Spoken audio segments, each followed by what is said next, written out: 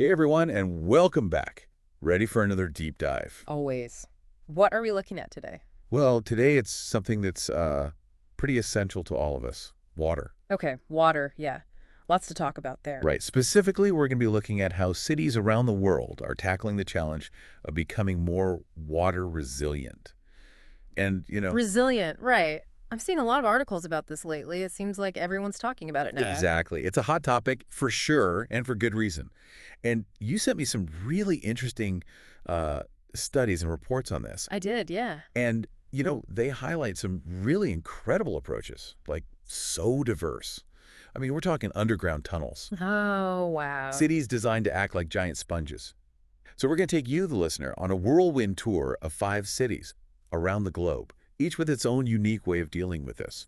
But before we get to the specifics, maybe we should start with like a basic definition. Yeah. What exactly is water resilience? I mean, we all need water, that's obvious. Yeah, But it's more complex than that, isn't it? absolutely. It is.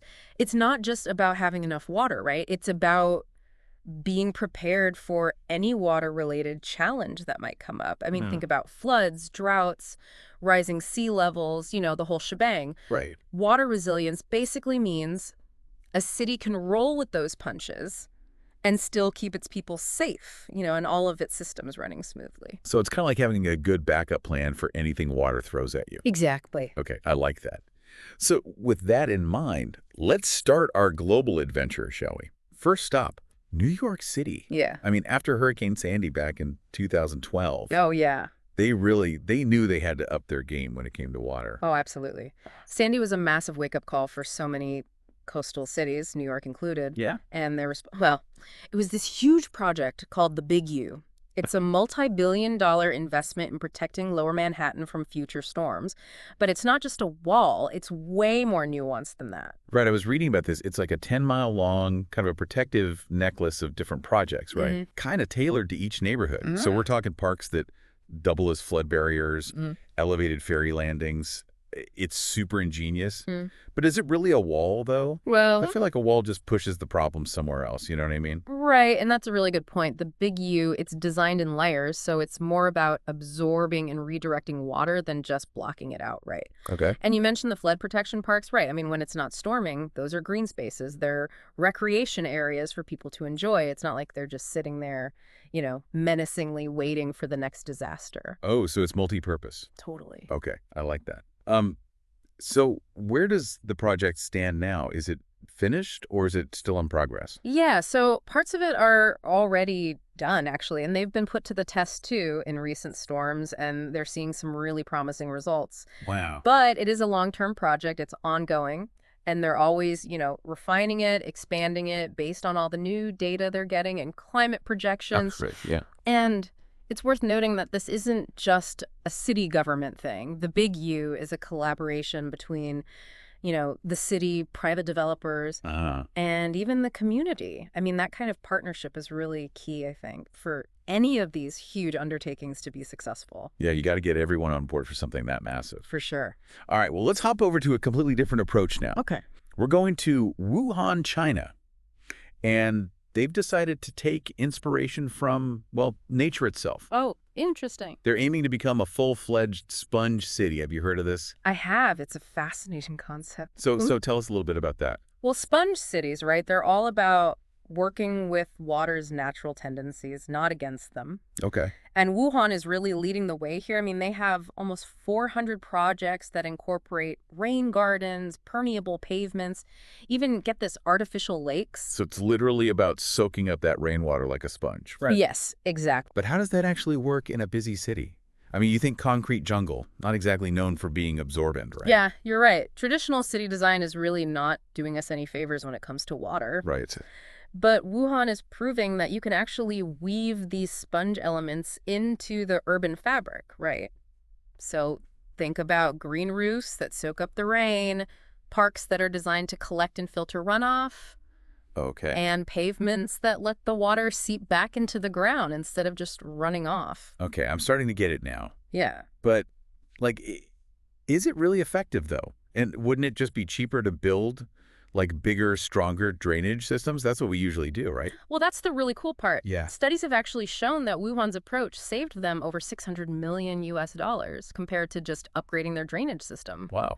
Okay. So yeah, it actually is cheaper to work with nature than to try and, out-engineer it all the time. So you're telling me nature is smarter than us?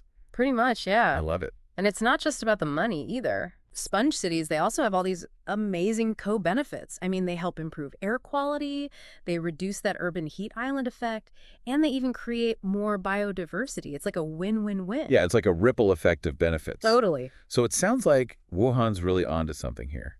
And their success is actually inspiring other places around the world to try similar things, right? I think I was reading about something like that in the UK. Yeah, you're right. SLU in the UK got a pretty big investment to start implementing these sponge city principles. Wow, that's great. So it's becoming a global movement, which I think is really exciting because it shows this can be adapted to all sorts of different climates and urban settings. Okay, so we've got New York using layers of protection. We've got Wuhan embracing the power of nature. Yeah. Our next stop takes us to Tokyo, a city that's, let's face it, no stranger to heavy rainfall and the threat of flooding. But they have come up with a pretty mind-blowing solution, and it's all hidden underground. Oh, I know what you're talking about, yeah. Tokyo's approach is like a marvel of engineering. It is. They get these frequent typhoons, and of course the city is incredibly dense, very urban. So what they did was build this vast network of underground tunnels and reservoirs. It's called the TRN, the Tokyo Tunnel and Reservoir Network. I was reading about this. It's literally like a whole underground city dedicated to managing water. Yeah. But I'm curious, how does it actually work? Does it just collect all that rainwater and just keep it down there? Well, that's where the genius comes in. Okay. The TRN, it acts like a giant pressure relief valve for the city's rivers. Oh, okay. So when they get a big downpour, the floodwaters get diverted into this tunnel network before they can overwhelm those surface drainage systems. But it's not just storage. Right. The TRN uses gravity and pumps. It's very carefully controlled, and it gradually releases the water into the Edo River at a rate that it can handle. Oh, so it's about capturing it, but then strategically releasing it back into the environment. Exactly. That's really smart. This whole network, though, it must have been crazy expensive to build, right? Yeah, it was a huge investment for sure, billions of dollars. Wow. But the cost of not having it, that would be astronomically higher. Right. Good point. I mean, it's already prevented tons of floods, protected countless lives, and billions of dollars worth of property. Wow. It's a perfect example of how investing in this kind of resilient infrastructure really pays off in the long run. Absolutely. And it's not just about flood prevention, right? There are other benefits to this underground system as well. Oh, for sure. The TRN, it also helps with land subsidence, that sinking that happens when you pump out too much groundwater. So by recharging the groundwater, it's helping to stabilize the ground beneath Tokyo. And then, Japan has been dealing with some water scarcity issues. So having this big underground reservoir, well, it could be a major asset for them in the future. It's like their secret weapon. Kind of, yeah. All right, so we've got Tokyo with their high-tech underground water world. But now we're going to shift gears completely and head down to Cape Town, South Africa. Remember they had that day zero crisis? Oh, yeah. Just a few years ago? I mean, they almost ran out of water completely. It must have been terrifying for everyone living there. It was. Cape Town's experience was a really stark reminder that water scarcity, it's a real and present danger, even in developed nations. Yeah, for sure. But you know what? It also sparked this incredible wave of innovation and community action. Well, I'm dying to know how they bounced back from that. What did they do to become more water resilient? Well, one of the key things they did was really diversify their water sources. Okay. They're investing in desalination plants, which, turn seawater into drinkable water. Wow. And they're tapping into this huge underground water source called the Cape Flats Aquifer. So they're looking both above ground and below ground for new water sources. Exactly. That's smart. But it's not just about finding more water, is it? I mean, they had to change how people use water and how they think about it. That's right. Cape Town, they implemented these super innovative water conservation policies. Like what? Well, they introduced these tiered tariffs. So the more water you use, the more you pay. Oh, so it hits your wallet? Yeah, it makes you think twice. Yeah. And they've been doing a lot to promote water-wise gardening and encouraging businesses to become, get this, water neutral. Hold on, water neutral, what does that even mean? It's a really interesting idea. So imagine a company that uses a lot of water, right? Let's say in their manufacturing process. Okay. To become water neutral, they would invest in some sort of project, maybe restoring a wetland or supporting rainwater harvesting, something that saves or replenishes the same amount of water they're using. So it's all about balancing their impact on the water cycle, right? Oh, that's actually really clever. So it's not just about using less water. It's about giving back, Yeah, replenishing what you take. exactly. That's really cool. So it sounds like Cape Town is taking this multi-pronged approach, right? New sources, conservation, and they even got the community involved. Exactly. They've also launched all these initiatives to educate people about water conservation, right? And empower them to become part of the solution. It's a real community-wide effort. Well, from what we've seen so far, it seems like there's no one-size-fits-all solution to this, right? Mm-mm. Every city has to find what works for their specific situation. Yeah, totally. But for our final stop, we're going to head to a city that's basically synonymous with water, Rotterdam.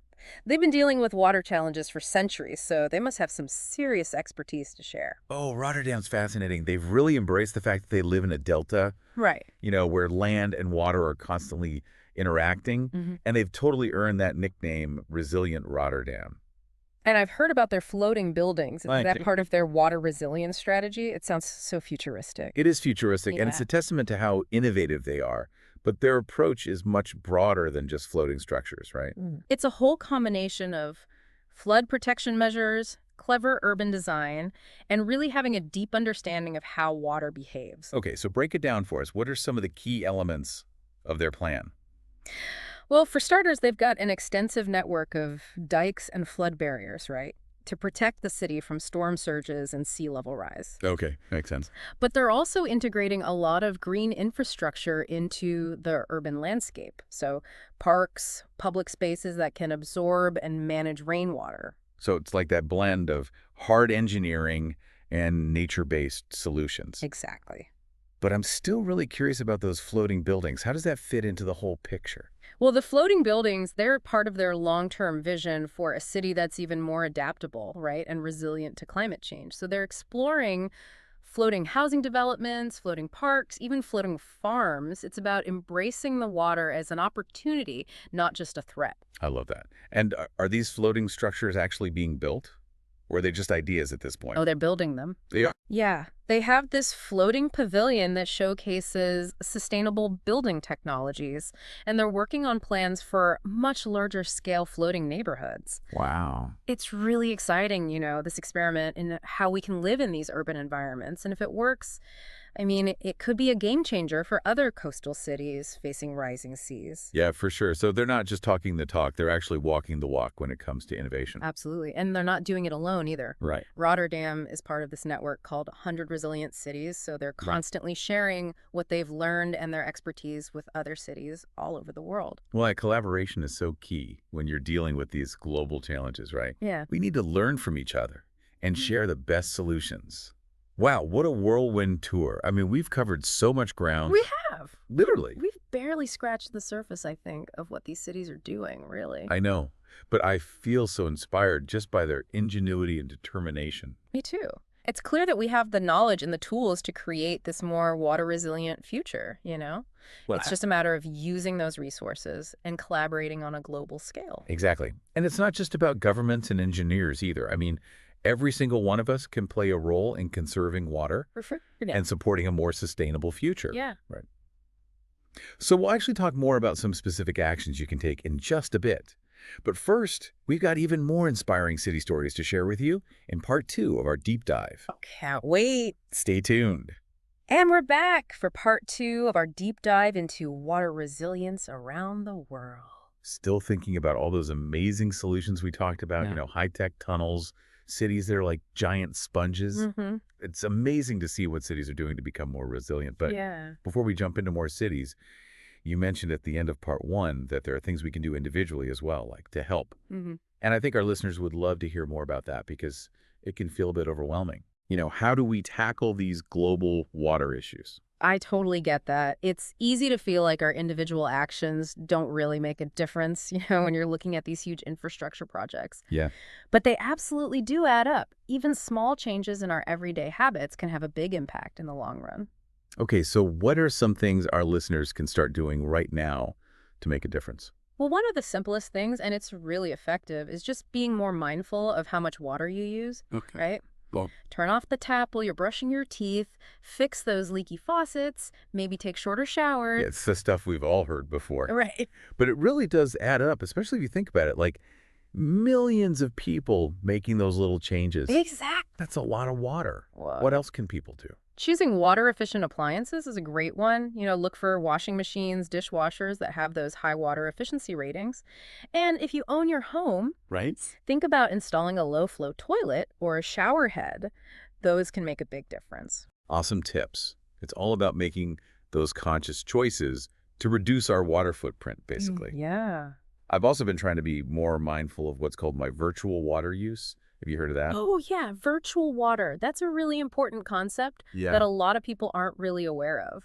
Can you explain a bit more about that for our listeners? Yeah, so virtual water is kind of like the hidden water footprint of all the things we buy and consume. Okay. Like, for example, it takes a huge amount of water to produce a cup of coffee or a cotton t-shirt. Really? Wow. So by being more mindful of the products we choose and reducing our overall consumption, well, we can save water indirectly. So you're saying that our choices as consumers actually impact water resources around the world. Totally. It's all connected. Everything is connected. I love that. And then if you're looking for something a bit more hands-on, think about planting a rain garden in your yard, or maybe supporting local organizations that are working to protect or restore watersheds. That's a great idea. Supporting those local initiatives can really make a difference. Yeah, for sure. And, don't underestimate the power of just speaking up either. Yeah. You can contact your elected officials and let them know that you care about water conservation and sustainable water management. Right? Encourage them to support policies that promote water resilience, that kind of thing. Yeah, our voices matter. But I think that collective action can lead to real change. It totally can. Okay. Well, I think that gives our listeners plenty to think about for now. For sure. So let's get back to our global tour, shall we? There's one city I'm really curious to hear more about, and that's Copenhagen. Oh, yeah. They had that awful cloudburst back in 2011 that caused a lot of damage. Yeah. And I've read that since then, they've made some amazing progress in becoming more water resilient. Yeah, Copenhagen's a great example of a city that turned a crisis into an opportunity. Right. After that 2011 cloudburst, they had all that flooding, the damage. They realized they needed a whole new approach to managing water. Okay, so what did they do? Did they just build, like, bigger drains and higher seawalls? Well, they did some of that, of course, but what's really interesting is how much they focused on integrating green and gray infrastructure. Okay. It's a much more holistic way of thinking, recognizing that all these different urban systems are connected. Okay, I'm intrigued. Break that down for us. What does that actually look like on the ground? Well, imagine a city where parks and public spaces aren't just for recreation, they're also designed to collect and manage rainwater. Okay. So instead of just trying to channel the water away as fast as possible, they're slowing it down, letting it soak into the ground, filtering it naturally. So it's kind of like that sponge city idea we talked about before, but like on a whole city scale? Exactly. Copenhagen has really embraced that, turning the entire city into a giant sponge. Yeah. They're creating these green corridors, they're planting rain gardens, even designing buildings with green roofs that can absorb and filter the water. I saw a picture of this park in Copenhagen that literally turns into a lake when it rains heavily. Oh, you mean Enkhoffparken? Yeah, that's it. It's amazing. It's a perfect example of that multifunctional design, right? Yeah. So on sunny days, it's this beautiful park. People are enjoying it, having picnics. Right. But then when there's a cloudburst, it becomes a temporary reservoir. It holds that excess water and prevents it from flooding the surrounding streets. It's like they're turning a problem into an asset. Exactly. That's so smart.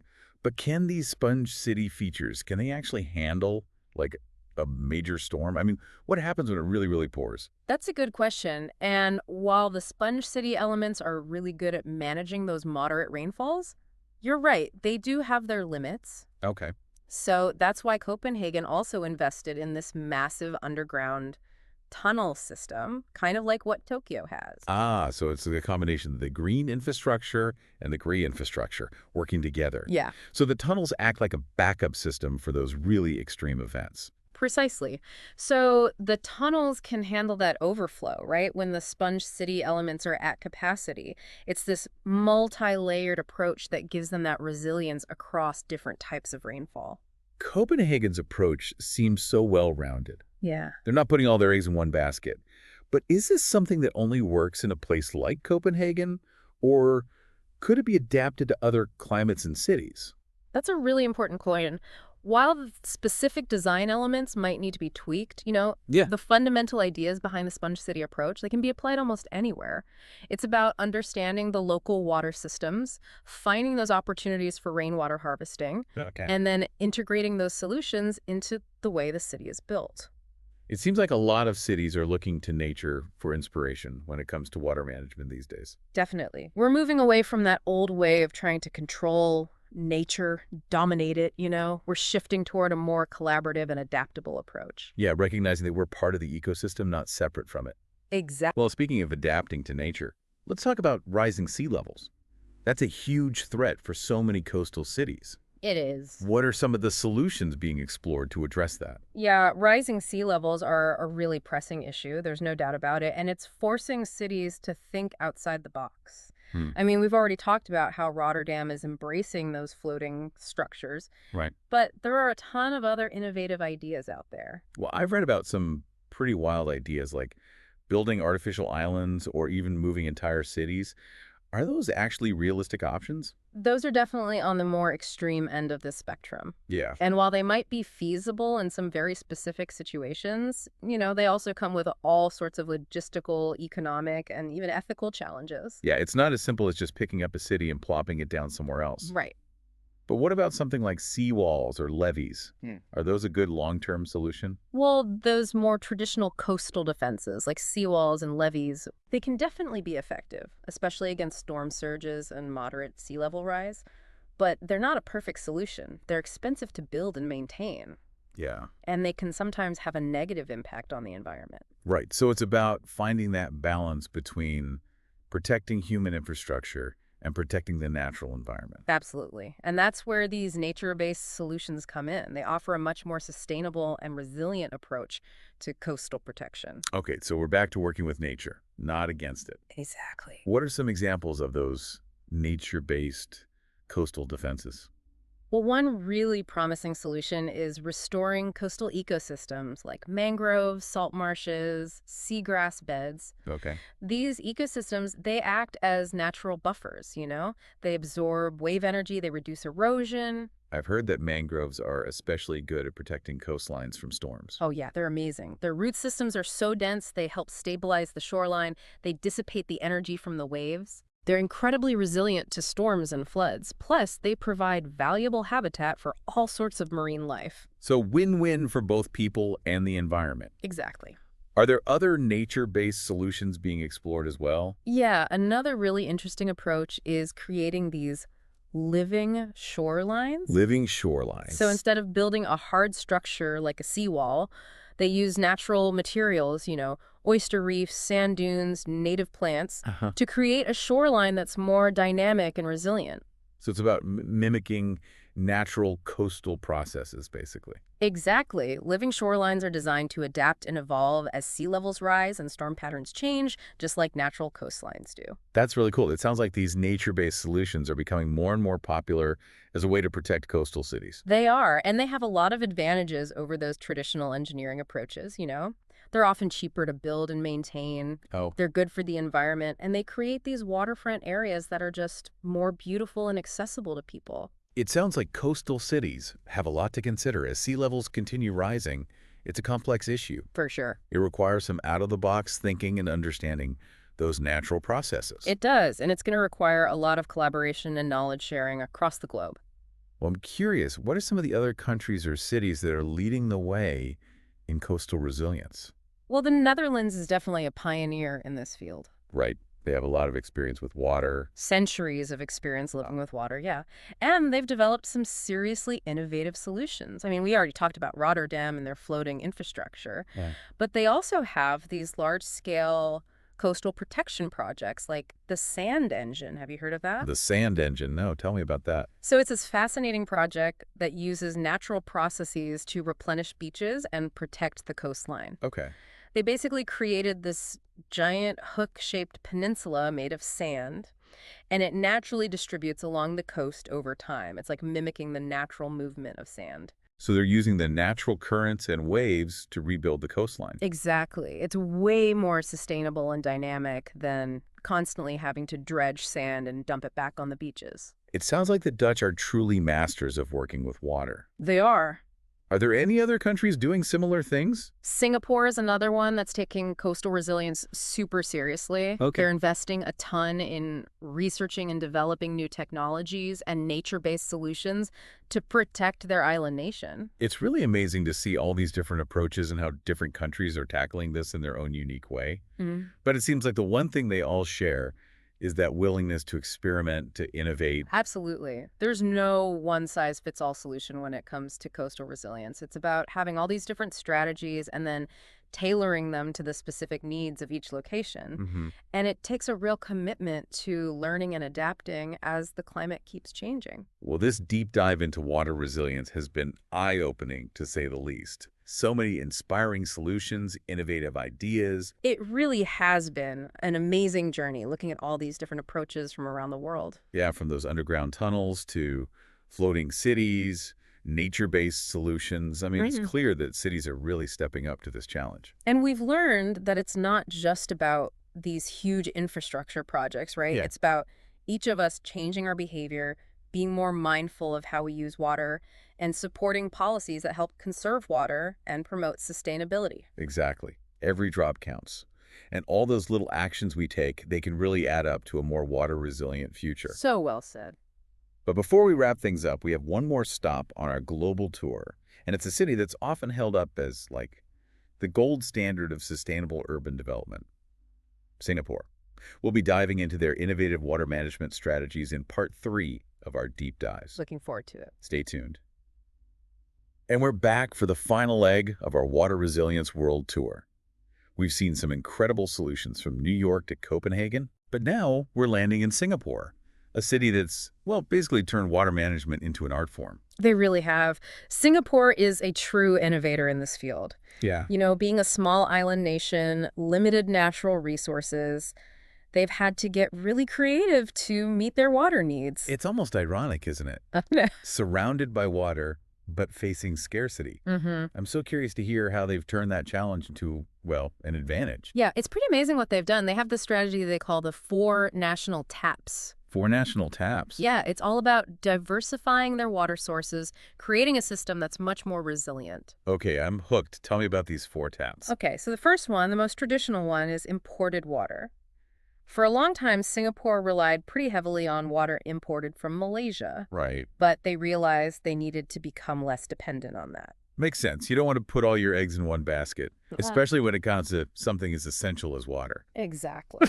So that brings us to the second tap, which is local catchment water. Local catchment, okay. So they've been working really hard to expand their reservoirs and rainwater collection systems to capture as much of that local rainfall as they can. So maximizing what nature provides. Yep. We've heard that with some of the other cities as well. Yeah, it's a common theme.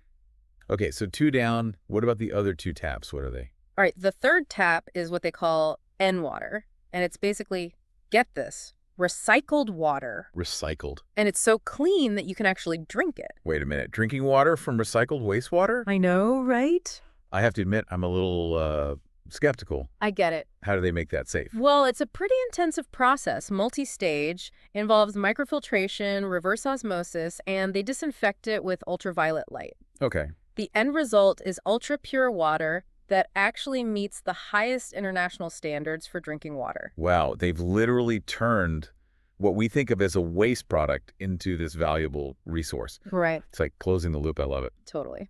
All right, ready for the fourth tap. Hit me. Desalinated water. Desalinated, okay. So they remove the salt from seawater. Right. It's a pretty energy-intensive process, Yeah, I can imagine. but it gives them a really reliable water source that's totally independent of rainfall. So they've got imported water, local water, recycled water, and desalinated water. That's amazing. It's like the ultimate water portfolio. It is. But how do they manage all of these different sources? I mean, it's got to be a logistical puzzle, right? Well, they've invested in this incredibly sophisticated water management system that basically links all of these sources together. Okay. So they can kind of fine-tune the distribution based on demand and what's available at any given time. Wow. Think of it like this giant plumbing system that can adjust how much is flowing from each tap depending on the situation. Okay, I'm starting to get the picture. It's like having a diversified investment portfolio, but for water. Yeah, exactly. They're spreading the risk and making sure they've got a stable supply no matter what. That's a great way to put it. And it's not just about quantity either. They're really serious about water quality. Of course. Strict regulations, advanced treatment technologies. They want to make sure that every single one of those 4 taps meets the highest possible standards. It sounds like they're really setting the bar high for what's possible They are. when it comes to water management. But this kind of system, it must be a huge investment. Yeah, you're right. It is a very capital-intensive approach. Right. But what's really inspiring is their commitment to research and development. They're always looking for ways to improve efficiency, bring the costs down, and develop those new technologies that they can share with other countries. So they're not just solving their own problems, they're trying to find solutions that benefit everyone. Yeah, it's a great example of global leadership. It is. So we've talked a lot about these big projects, but what about things that individuals can do? What can our listeners do in their daily lives to help promote water resilience? Yeah, that's a great question. Because even if we don't live in a city with a super high-tech water system, there are things we can do, right? Absolutely. Simple things like fixing those leaks we were talking about before, being more conscious of how much water we use, choosing those water-efficient appliances, those all make a big difference. I think we've all become more aware of our water footprint, especially after hearing stories like Cape Town's Day Zero experience. For sure, it was a wake-up call for a lot of people. Yeah. Water scarcity is a global issue, and it's going to take all of us working together to solve it. And that starts with each one of us making those changes in our own lives. Well said. So as we wrap up this deep dive into water resilience, what are some key takeaways? What do we want our listeners to remember? If I had to sum it up, I'd say water resilience is all about adaptability, innovation, and collaboration. Okay, I like that. It's about understanding that water is this incredibly precious resource, It is. and then finding creative, sustainable ways to manage it. I mean, this journey we've been on, exploring all these different approaches from around the world, it's been incredible. From underground tunnels to floating cities to those nature-based solutions, we've seen so many different strategies. It's pretty amazing what cities are doing. It is, to become more resilient to all these water challenges. And it's not just about those big projects either, right? Wow. It's about us changing our behavior, being more mindful of our water use, supporting those policies that promote conservation and sustainability. Exactly. Every drop counts. Right. Every action we take, even the small ones, can contribute to a more water-resilient future. That's right. So to our listeners, we hope this deep dive has got you thinking about water in a new way, and the role it plays in all our lives. Remember, we're all in this together. Well said. Thanks for joining us on this incredible journey. We'll see you next time on The Deep Dive.